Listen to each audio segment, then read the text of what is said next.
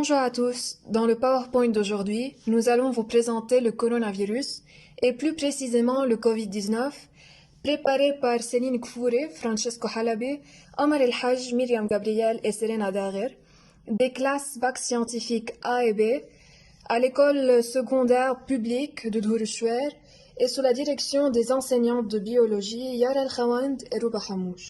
Alors, comme plan, nous allons vous parler de la définition du coronavirus, pays infectés et taux de mortalité, structure du virus, mode de transmission, période d'incubation, diagnostic, symptômes, le mode d'action, les précautions, personnes à risque, traitement et la conclusion avec les références. Parlons donc à propos du virus et à propos des pays infectés et taux de mortalité avec Myriam Gabriel. Premièrement, la définition, donc qu'est-ce que les coronavirus ou COV? En effet, ce sont une grande famille de virus entourés d'une couronne. Corona, qui est en espagnol, signifie en français couronne, d'où leur nom. Ces derniers causent des maladies respiratoires, comme le syndrome respiratoire du Moyen-Orient ou MERS-CoV, le 2012. Syndrome respiratoire aigu sévère, SARS-CoV, apparu en 2003. 2. Les pays infectés et taux de mortalité. Comme vous pouvez le constater sur cette carte, c'est que le virus, malheureusement, a à peu près touché tout coin du monde, et surtout, précisément, au niveau de l'Europe, qui peut être visualisé grâce au grand nombre de cercles orangés au niveau de cette région-là. Et chaque jour, un nouveau pays déclare qu'il a une infection qui vient d'apparaître. Nous citons quelques-uns où le virus est le plus répandu, comme la Chine, la Corée, l'Iran, le Japon, l'Italie, l'Égypte, l'Allemagne, la France, l'USA, le Liban, la Syrie, etc.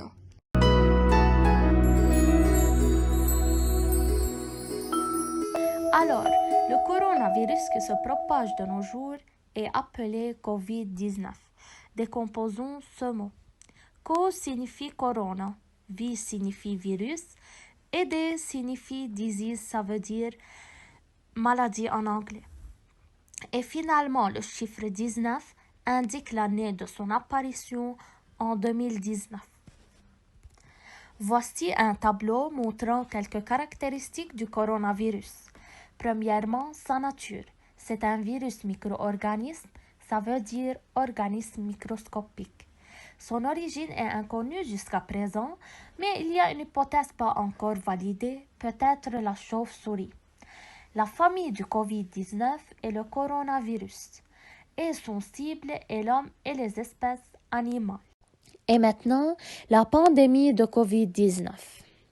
Selon l'OMS, Organisation mondiale de la santé, une épidémie correspond à la propagation d'une nouvelle maladie chez un grand nombre d'individus non immunisés dans une région donnée.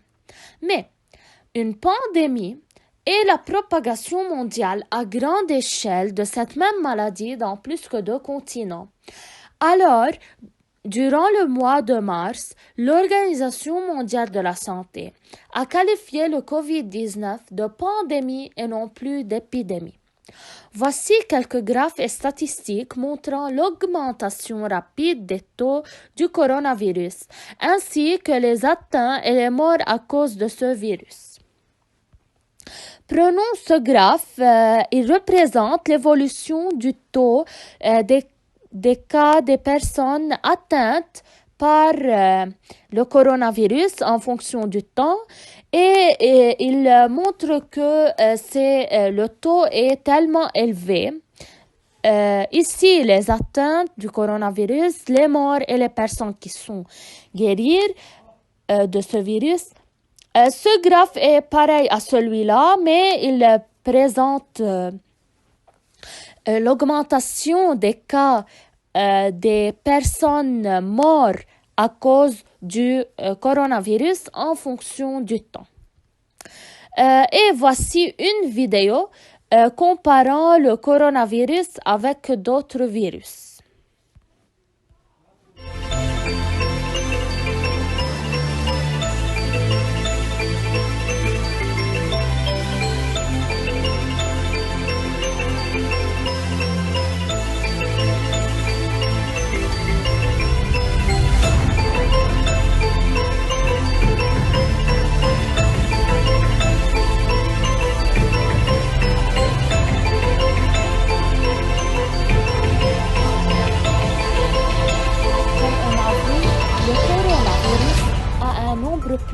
élevé de décès que les autres virus.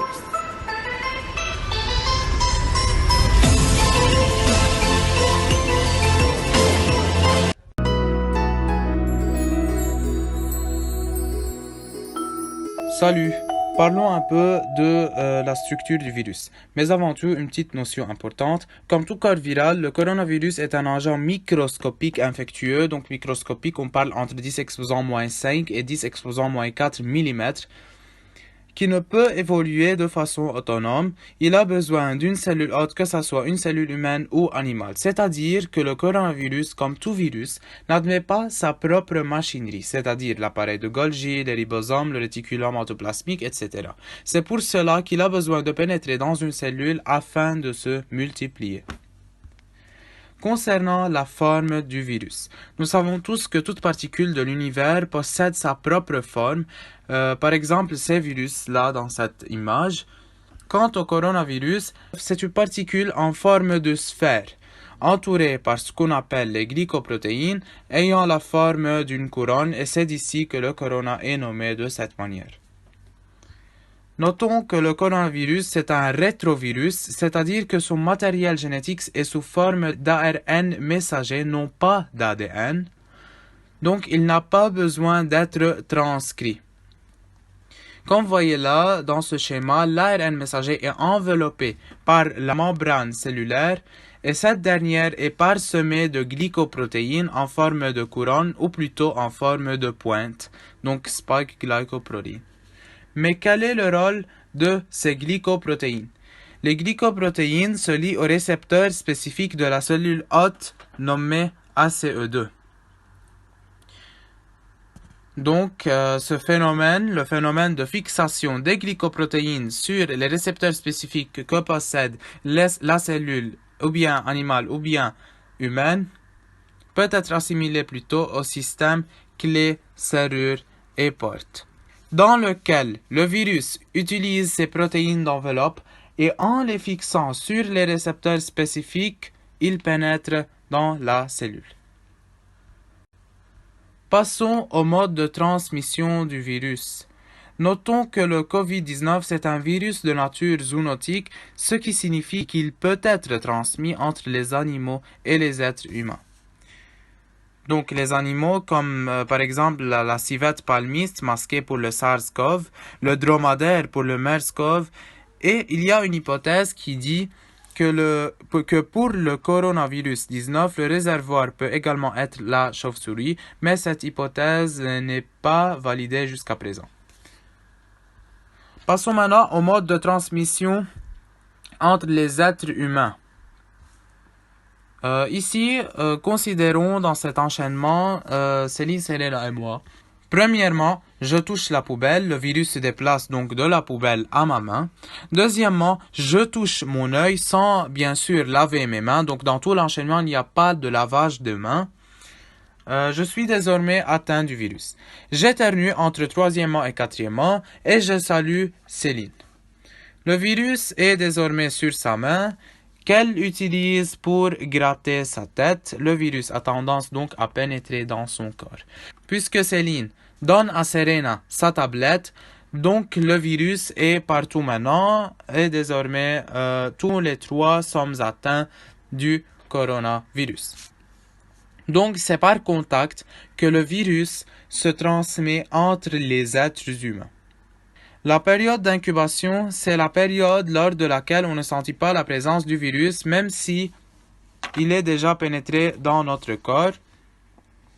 Donc la maladie peut débuter entre 2 et 14 jours d'incubation après un contact à risque, et en moyenne, elle se déclare entre le 3e et le 7e jour.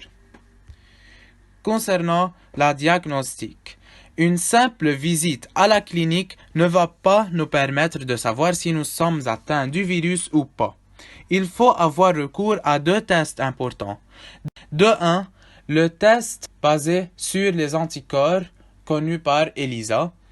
Ce test va détecter les anticorps produits contre le COVID-19 et ce test peut être complété par PCR qui détecte directement le matériel génétique viral.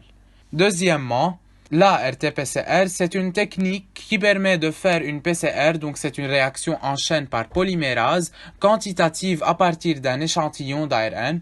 L'ARN est tout d'abord rétrotranscrit grâce à une enzyme appelée transcriptase inverse qui permet la synthèse de l'ADN complémentaire noté ADNC. Ce dernier est ensuite utilisé pour détecter et quantifier les ARN messagers au niveau d'un organe, d'un tissu ou d'une cellule. Donc, ce sont quelques informations sur ces deux tests auxquels il faut avoir recours au laboratoire. Passons aux symptômes du coronavirus. Donc, après avoir été atteint du virus, Céline, Serena et moi manifesterons au moins un de ces symptômes. L'éternuement, la fièvre et l'essoufflement. Donc, lorsqu'on parle d'éternuement, lorsqu'on ne sentit pas la présence du mucus qui se sécrète soit à la gorge ou dans le nez, cela indique qu'on a la chance d'avoir attrapé le COVID-19. La fièvre est accompagnée par une fatigue intense, un nez coulant, une maux de tête et de gorge et des douleurs musculaires. Donc, c'est très semblable à avoir attrapé un rhume. Et enfin, l'essoufflement. Donc, ce symptôme est causé par une infection pulmonaire. Nous parlerons de cela à la suite.